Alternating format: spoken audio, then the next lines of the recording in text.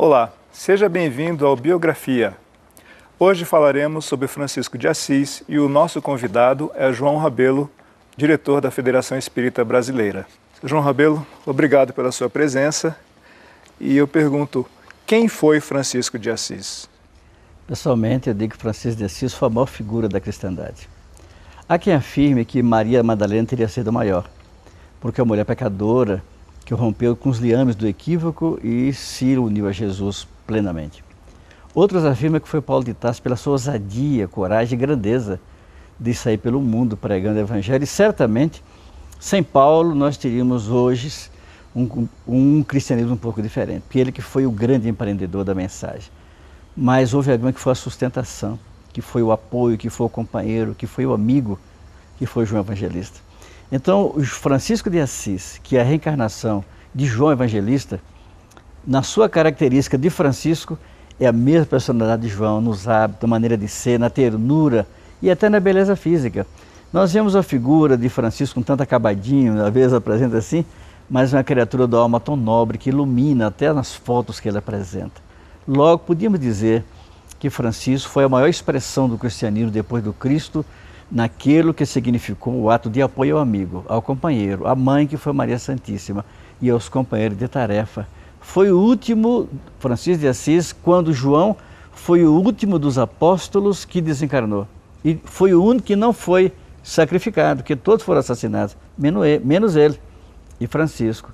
Num momento complicado, quando a igreja estava passando por uma fase complicada, a religiosidade estava vivendo um momento muito difícil de Inquisição, depois tivemos as cruzadas um pouco antes, nós vamos observar que nessa hora chega um homem que era a expressão da ternura, que acordou sua santidade do Papa Inocêncio II e toda a cristandade, que o direcionamento da religião precisava se voltar para dentro, o homem bom que nós trazemos dentro de nós. Seu Rabelo, pelo que a gente vê da história, o Francisco ele vinha de uma família de posses, né? Teve nascimento numa família de posses e como é que se deu esse processo de libertação? Esse é um processo delicado. Raros de nós estão preparados para abrir mão daquilo que temos. Então Francisco era um missionário, João antes, e quando ele que assumiu o compromisso com Jesus de entrega absoluta, nós sabemos que teve dois momentos na vida de Francisco e João que é a mesma pessoa, a mesma personagem. Há uma coisa significativa que vale a pena registrar. Na hora que Jesus estava sendo crucificado, nos momentos finais, todos os discípulos recuaram, todos, fugiram temerosos, apenas as mulheres. E daí porque a mulher merece um registro nesse caso da vida de Jesus. Porque estava Maria Santíssima, Maria a viúva, irmã de Pedro, Maria de Magdala, Maria que a igreja conta de duas religiões da Maria, e finalmente aquela que é a mulher morroíça que limpou o rosto de Jesus e ficou aquela marca. Naquele momento, chegou do desespero total, porque Maria naquela hora era mãe, ela não era propriamente a missionária. O lado da maternidade falou mais forte, porque viu o filho sendo sacrificado, uma criatura que viveu inteiramente a bondade no amor e recebeu como retorno a crucificação. Naquela hora, apenas um garoto de 16 anos, que era João, cabelos de trigo maduro, chega perto dela, coloca a mão no seu ombro e não diz nada. Porque o amor não precisa de palavras, é manifestação de sentimento. Então ele abraçou Maria Santíssima e ela se deixou envolver, diz os Espíritos, pela ternura do discípulo amado. E ficaram os dois ali olhando para Jesus, na expectativa de ter um olhar derradeiro dele. E ele com sacrifício, a cabeça cheia de sangue, com os espinhos, mas com dificuldade olhou para os dois. Mulher, eis aí o teu filho. E a ele, eis aí a tua mãe. O que diz os benfeitores é que Maria não entendeu naquele momento, porque a dor era tal hora da mãe que perdia o filho que ela não entendeu. Mas João, o grande discípulo, entendeu que Jesus falava com ele algo mais. João, meu amigo, meu irmão, meu companheiro, já não tenho mãos e nem pés. Lhe entrega a minha mãe, faça por ela aquilo que eu já não posso fazer.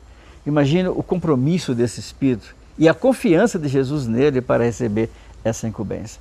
Depois com Francisco, ele fala a mesma coisa. Francisco não disse apenas, recupera a minha igreja.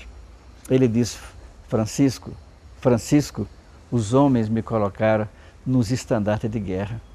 nas procissões, nos altares, esqueceram de me colocar no coração. Observe o sentimento sempre nas duas situações, porque nós trazemos conosco a nossa personalidade, aquilo que nós trazemos dentro de nós. Então, naquela hora, ele diz, está aí o tempo do meu trabalho, todo o meu sacrifício, eu desci das estrelas para construir a religiosidade. Os homens desviaram. Eu lhe peço agora, João ou Francisco, eu lhe peço agora que me ajude a reconstruir, trazendo-me e o templo do meu Pai no coração do homem. Olha o nível de grandeza que Jesus entrega a essa entidade. E ele, que era filho de Pedro Bernardoni e Dona Maria Picalini, francesa, e ele, italiano, naquela hora então, ele, dos tapetes da sua casa nobre, na sua cama de principesca, Francisco era um jovem que vivia a juventude com toda a beleza própria dessa idade. Ele simplesmente saiu da cama, tirou os tapetes, deitou no chão, para lembrar dos tempos de João, da dificuldade, nas caminhadas poerentas da Galileia. E ali ele o viu lá dentro, e o nosso compromisso, João. Não foi apenas o templo físico, era o templo que precisava construir no coração do homem. Significa dizer a semente que o Criador colocou lá para que nós trabalhemos a mudança. Daí porque agora não caberia, mas se for fazer uma certa ligação com a parábola do semeador. Cada um tem a semente. Mas nós passamos por essas fases da mudança do terreno, espinhoso, de pedra dura, etc., até chegar no coração bom. É quando nós nos tornamos o homem de bem. Francisco já era o homem de bem. Ou João construiu Francisco homem de bem. Ou a herança de João chegou no Francisco com essa beleza transcendente.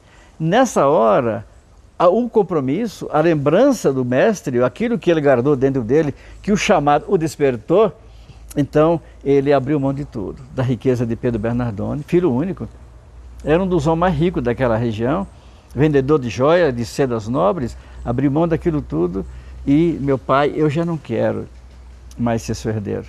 Eu lhe agradeço pelo nome, mas eu quero abrir mão do seu nome. Eu já não quero mais as futilidades da vida, eu quero daqui para frente ser apenas Francisco de Assis. É um ato de absoluta renúncia.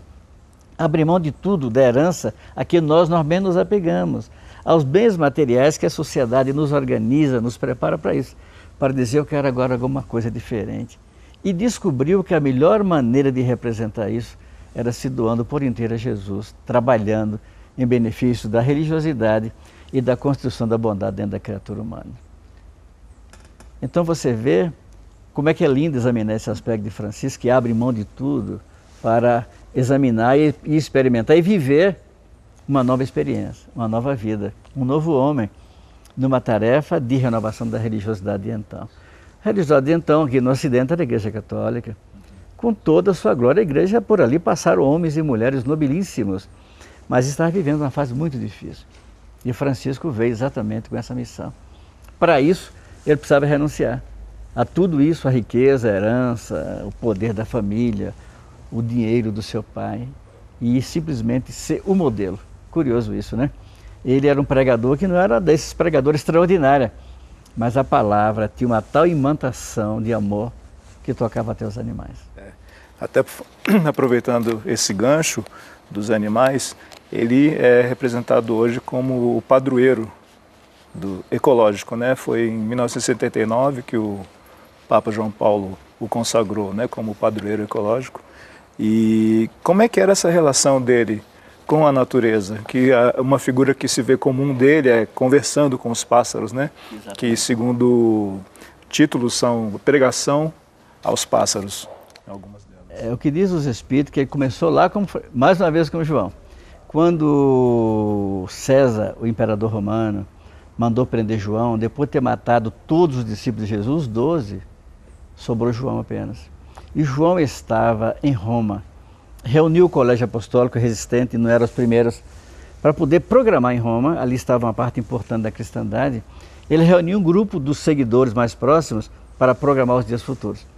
Ali Tigelinos, que era o chefe da polícia de então, do comando da polícia de César, ele cercou o grupo inteiro, e então programou prendê-los todos, para destruí-los todos, matá-los todos. João, com uma fé grandiosa que tinha, ele ajoelhou-se, orou e disse, Senhor, o que queres que eu faça? Isso é uma coisa que a gente tem que sempre lembrar, nós espíritas e não espíritas. Perguntar, porque os espíritos iluminados não reagem os espíritos iluminados agem, maturam, respondem, fazem o que deve fazer. Então, na hora que ele perguntou, Senhor, o que queres que eu faça? Naquela hora, o que diz os benfeitores é que Jesus apareceu a ele. João, essa é a sua porta estreita. Naquela hora, de repente, que era a tarde limpa, de 3 horas da tarde, segundo informações, e se criou nuvens rapidamente, com trovões e relâmpagos, que atingiu os soldados, que temerosos começaram a correr. Então, logo depois ele foi preso e foi para a ilha de Pátimos. Preso, ficou lá com 2 soldados.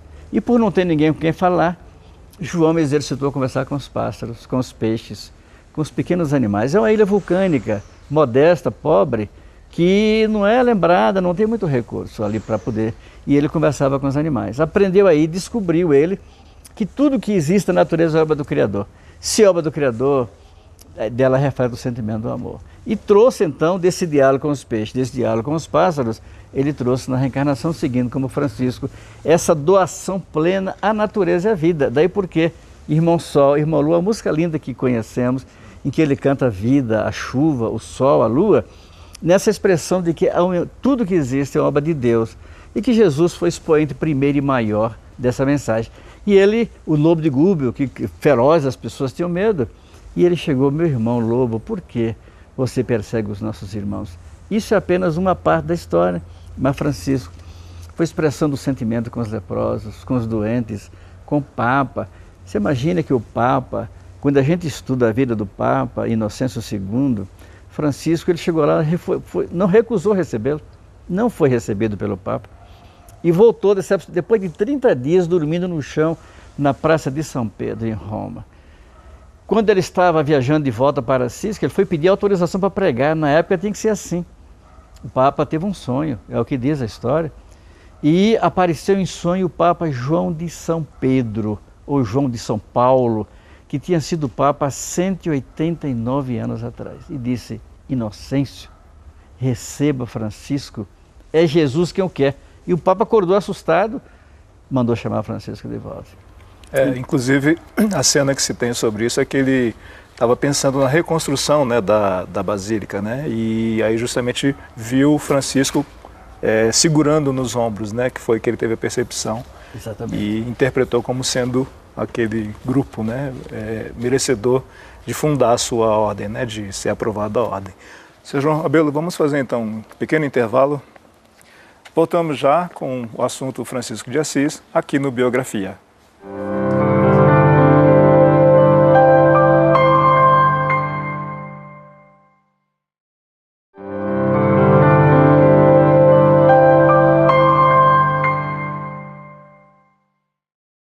Voltamos com a Biografia, hoje falando sobre Francisco de Assis, e o nosso convidado é o João Rabelo, diretor da Federação Espírita Brasileira. Seu João Rabelo, continuando sobre o sonho do Papa, me parece que houve 2 sonhos com ele mesmo ou foi com algum outro integrante do pontificado? Ele teve 2 momentos. Primeiro, Francisco, ele próprio teve o sonho, que era a visão de Jesus, como se fosse um desdobramento, mas era um sonho. Ele via o Cristo chegando e falando com ele. Imagina um espírito que vê o Cristo pessoalmente, a gente já tem uma ideia por aí, né? Veio dizer ele, relembrar o compromisso, como fez com Paulo de Tarso. E depois o Papa Inocêncio II, que não recebeu Francisco, o Francisco retornou frustrado, porque ele queria autorização para pregar, era a exigência do cardeal de então. E então ele, quando retornava, o Papa teve uma noite, um sonho, que ficou assustado. Era o Papa João de São Paulo, desencarnado há 189 anos atrás, que vem dizer, Inocêncio, receba Francisco, é Jesus quem o quer. Então o Papa assusta, manda chamar Francisco, e Francisco volta e entra humildemente lá na Catedral de São Pedro, onde estava a corte. Naquele tempo o Papa era o rei da terra, então estavam ali os cardeais, a nobreza, toda ali em Roma, esperando para as audiências, e Francisco entra humildemente, descalço, com seus companheiros, com aquela roupinha modesta que eles tinham, e o Papa é mediunizado. As informações que se tem é que o Papa, na verdade, foi mediunizado pelo ex-Papa João de São Paulo, que vislumbrava Jesus. E aí o Papa desce do seu trono, está no filme, Irmão Sol, Irmão Lua, desce, beija os pés de Francisco, sujos, pobres, né? E ele fica naquele transe e ele tem novamente a impressão e a experiência de que estava conduzindo equivocadamente a igreja. É por isso que mais tarde o Papa, ele se somatizou a consciência de culpa, porque antes ele abençoou as tropas da cruzada. Ide e matai os mouros. É Deus quem o quer, imagine. E Francisco fala, Inocêncio, Jesus pregou o amor, não a morte. Aquilo trabalhou a consciência do Papa e foi somatizando. É por isso que os Espíritos nos falam que não existe doentes, existe doentas, ou melhor, não existe doença, existe doentes. Então o Papa somatizou e ficou leproso. E aí ele tem um segundo sonho, que só resolveria o problema dele se buscasse Francisco. Francisco volta. O Papa já não tem a corte em volta lá na Catedral de São Pedro. Já não tem a nobreza, tem apenas o médico. Francisco volta e olha aquele homem ali cheirando mal, com os lepromas aparentes, uma visão desagradável. Mas ele chega e se apiada daquele homem que está ali. É o meu irmão. E então, mais uma vez, ele faz, que fazer, Senhor? É lindo essas coisas, essa confiança na espiritualidade que nós normalmente não temos. Que fazer? E aí que ele é intuído a dar de si por sua santidade, o Papa. Então ele fecha os olhos, abre os braços e começa a cantar. Irmão Sol, irmão Lua, Senhor, fazei de mim instrumento da vossa paz. Onde houver ódio, permite que semeemos o amor. Todos nós conhecemos, mas à medida que ele levantava as mãos, ele sentia que das suas mãos, é como se o Cristo lhe tocasse as mãos e derramava o corpo de sua santidade, as suas lágrimas e das suas mãos, as energias, e os lepromas iam sendo fechados. Quando terminou de cantar a música, o Papa estava curado. São lindos esses momentos. E aí nós nos invocamos a nós próprios. Nós podemos ser um Francisco de Assis? Certamente. Sim. Nós o somos em tamanho menor. Mas ele é o modelo que nos convida para ser como ele, nessa hora tão difícil da religiosidade e da humanidade. E o senhor teria alguma passagem específica do filme que gostaria de compartilhar conosco? Além desse momento do Papa que nós estamos registrando, que está no filme também, documentado, vale a pena lembrar o momento em que Clara tinha 16 anos. Joana de Ângeles, que segundo informações é ela própria, né? Clara de Assis, Joana teve várias encarnações, sempre como Joana. Joana de Cusa, Joana de Ramírez e Gonzalez, Joana de lá em Salvador, ela quando foi dirigente do convento do Carmo, ela foi novamente Joana e até se perguntou por que Joana. Ela disse que dentro do metabolismo espiritual dela está uma figura de mulher que dá a expressão de ternura que Joana representa. Ela gostaria de ser Maria, não pode, então seria Joana. Então ela disse que quando ela foi Clara de Assis, tinha 16 anos, uma menina loura de olhos lindos e verdes, ela disse que era o amor platônico de Francisco. E quando ela viu Francisco andando por aqueles ambientes, meio só, a sociedade achava que ele era louco, porque renunciar a tudo e ficar andando pelos campos, Clara vai atrás dele. Inclusive o pai o considerou louco, né? O pai o considerou, exatamente. Então olhou para ele e falou, meu pai, quando nos voltaremos a ver? Todos o chamavam de meu pai. Ele disse, quando as rosas voltarem a florir. A Europa, por causa do frio, alguns países chegam a 9 meses. No mês da primavera, abril, maio, começa a brotar uma florzinha vermelha. Em toda a Europa. Mas na cidade de Assis, na Porciúncula, naquele momento as flores cobriram todo o campo. E nunca mais aquelas flores deixaram de brotar, mesmo na neve. Toda a Porciúncula, com chuva, com neve no verão, no outono, no inverno, aquelas florzinhas vermelhas cobrem toda aquela mata daquela região. Então é lindo a gente observar como é que a divindade atua nas criaturas por esses caminhos, por esses processos de construção da beleza na terra e deixa esses modelos lindos em que ela pega nas mãos deles, Clara, minha irmã, me ajude a trazer as nossas irmãs mulheres para Jesus. Na verdade, naquele momento estava nascendo a Ordem das Clarissas, que Clara criou mais tarde, lá mesmo em Assis. Anterior a isso foi a Ordem dos Frades Menores, né? Que era justamente isso que ele foi em busca do Papa Inocêncio para poder pregar em nome dessa ordem, né? Que ele estava criando. Na verdade, o Francisco, ele se ofereceu para ajudar Paladino, que Paladino era o líder lá dos muçulmanos que estavam defendendo o chamado túmulo à Terra Santa, né? E estavam as cruzadas indo ao encontro, aquela luta que não parava, e ele foi se oferecer para ir para lá. Então, quando Francisco foi e deixou a ordem, eram 200 companheiros, porque ninguém nasce só. Todos nós nascemos com um compromisso e com um grupo. O próprio Cristo, foram 12, depois 72, depois os 500 da Galiléia. Francisco pediu a Jesus que viesse 200, todos eles. Vieram todos junto com Francisco para cumprir a missão. E Francisco deu a missão a ele, idem sempre dois. Um é o pai, o outro é o filho. Quando o pai cansar, o filho passa a ser o pai. Quer dizer, é ajuda mútua. Mas naquele momento, quando ele viajou, andar a cavalo, imagine quanto tempo, ele foi e os companheiros que ficaram desvirtuaram a obra. Que Francisco queria uma ordem sem compromisso, sem sacerdócio, apenas o amor à causa e às pessoas. O que aconteceu então é que naquele momento de Francisco, os companheiros que ficaram desvirtuaram, que eram regras, criaram templos, desvirtuaram a missão. Francisco, quando voltou, e voltou cego, ele já estava cego pelo deserto, deu tracoma, ele ficou tão desgostoso que nunca mais voltou a Assis. Ficou na Porciúncula, lá no campo, tratando e cuidando dos leprosos, para cumprir o programa que se propunha.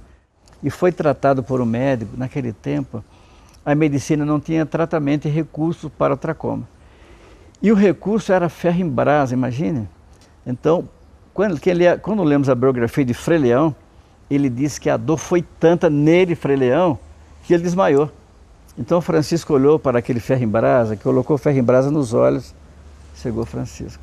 E ele diz, hermano fuego mio, meu irmão fogo, não me maltrate.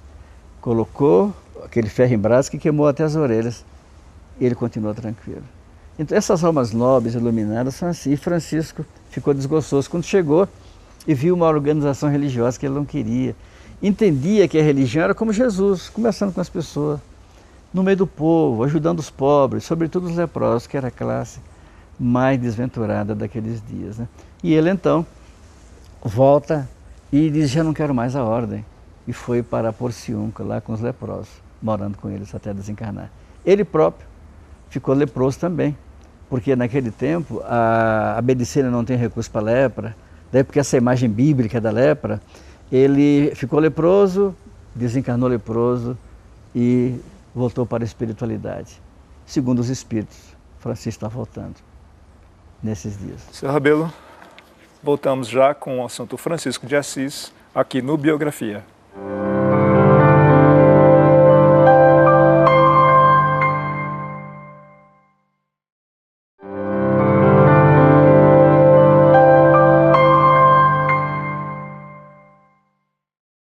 Estamos de volta com a Biografia, hoje falando sobre Francisco de Assis.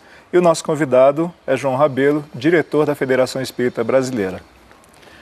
Seu Rabelo, uma imagem que seja importante para a doutrina espírita, para nossos telespectadores.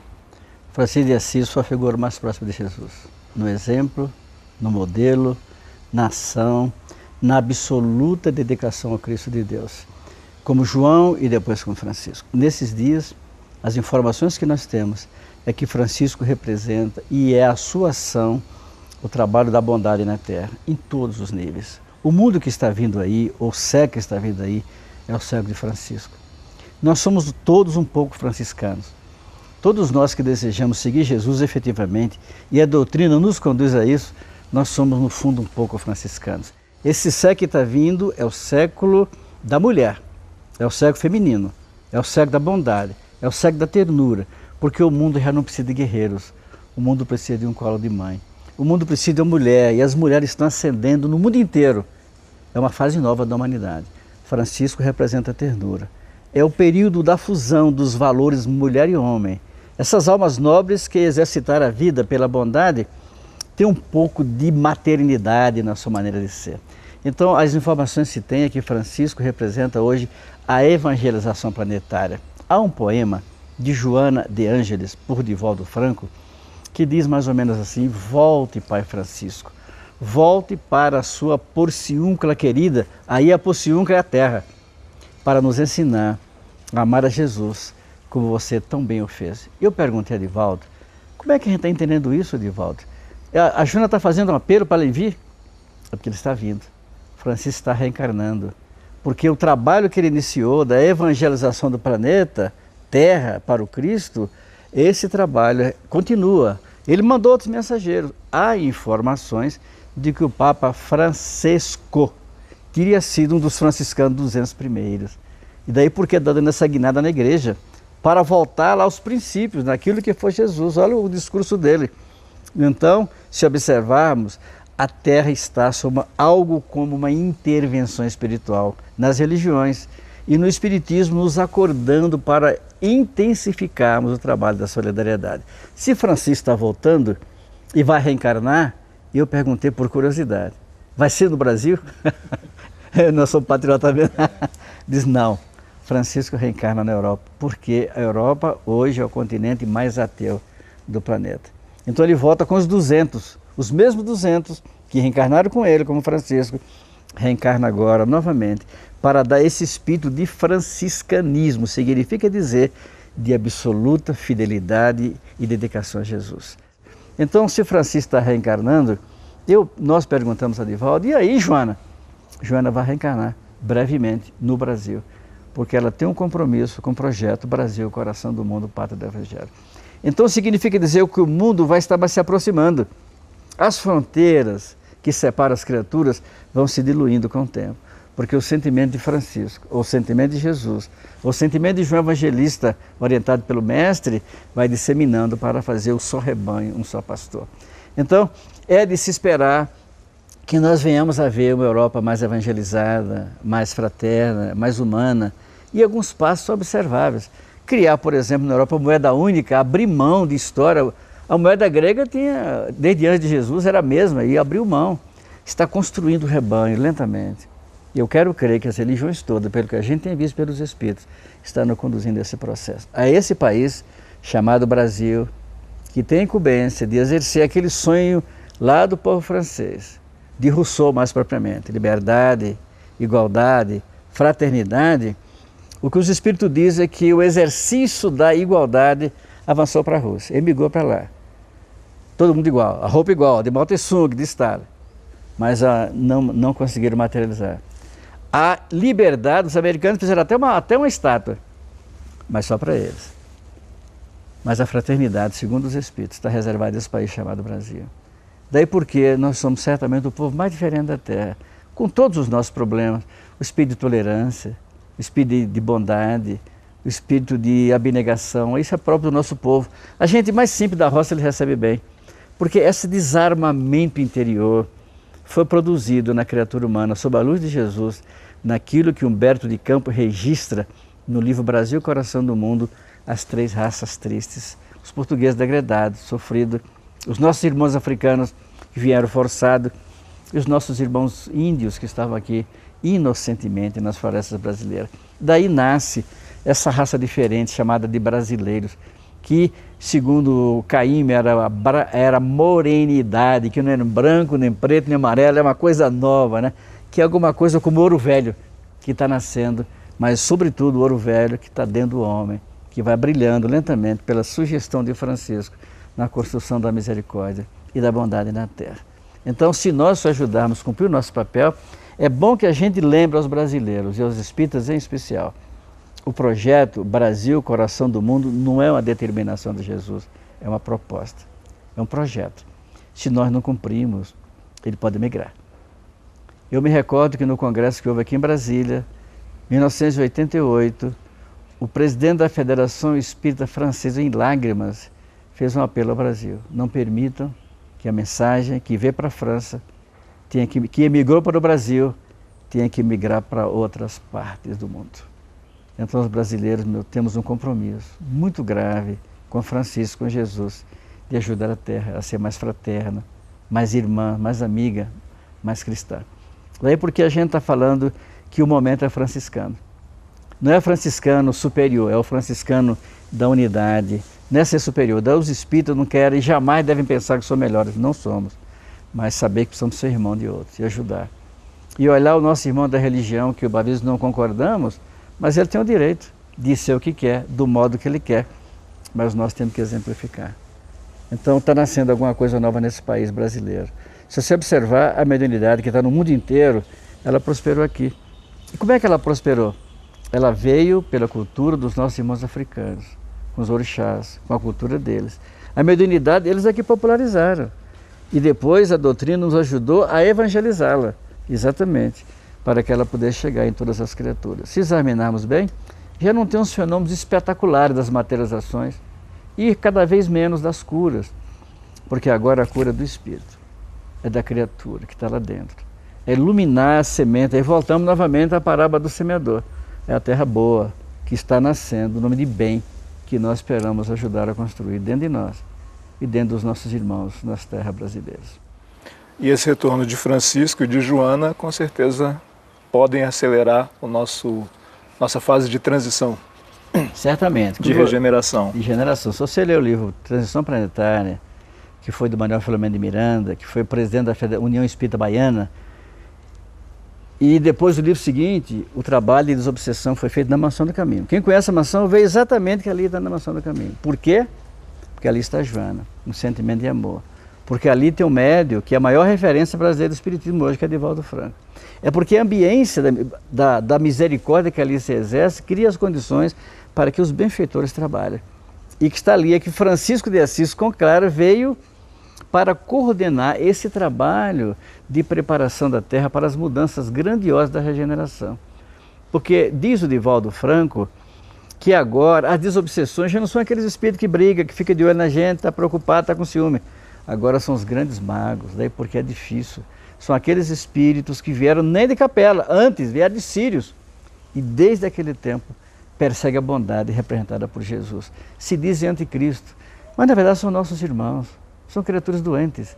E nós precisamos exatamente, nessa construção nova, de um mundo novo, ajudar pela expressão do franciscanismo, aquilo que nós esperamos para a Terra melhor, os novos tempos ou a nova era, de que tanto se fala.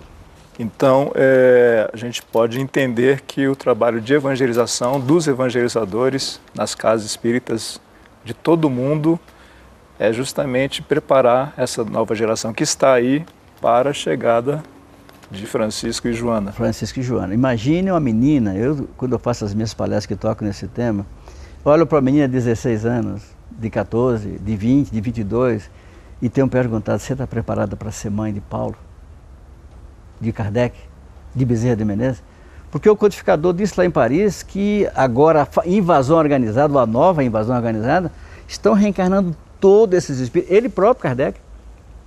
E os discípulos nunca disseram que ia embora, todos eles comprometeram com Jesus naquela frase, o meu pai não quer que se perca nenhuma das suas ovelhas. Significa dizer que nenhum deles vai sair daqui enquanto o planeta não tiver redimido. Eles estão por aí, e segundo Kardec, essa gente toda comprometida com a causa do Cristo vai reencarnar. Imagine que momento lindo que vai acontecer. Joana diz ainda que Alcione, quem tiver interessado no livro Renúncia, Chico e Emmanuel, fala de um espírito chamado Alcione, que está vindo de um planeta que os astrônomos e matemáticos concepcionistas dizem que está ali perto das Três Marias, olhando para os céus. Quando a gente olha as Três Marias e a Ursa Maior e a Ursa Menor, ali está Alcione. Segundo eles, é o mais belo planeta já observado. As cores é de uma beleza tão transcendente que se tornou o astro mais belo já visto pelas nossas lunetas. E de lá, que vê essa entidade chamada Alcione, ela está vindo com 1000 entidades voltadas para a música celestial. E que vai reencarnar em todos os países da Terra.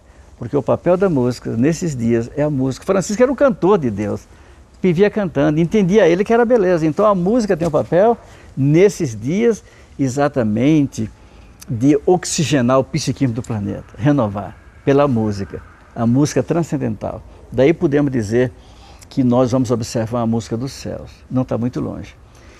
E aí nós respeitamos todos os nossos jovens que gostam da música do Batistaca, com todo respeito.